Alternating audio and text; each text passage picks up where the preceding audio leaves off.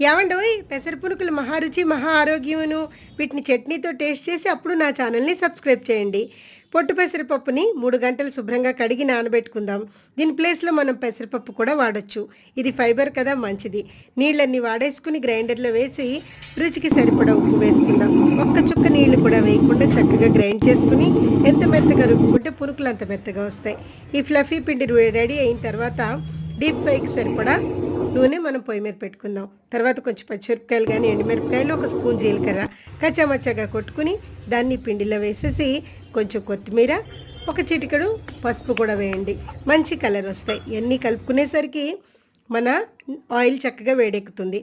వీటిని పునుకుల్లా చిన్న చిన్నగా ఇలా వేసుకోండి. చూసారా పైకి ఎలా తేలుతున్నాయో? చాలా టేస్టీగా, చాలా ఫ్లఫీగా ఉంటాయి. ఒక్క చుక్క కూడా ఆయిల్ పీల్చవు. తప్పకుండా ట్రై చేయండి. బయటికి క్రిస్పీగా, లోపల సాఫ్ట్గా, చాలా టేస్టీగా ఉంటాయి.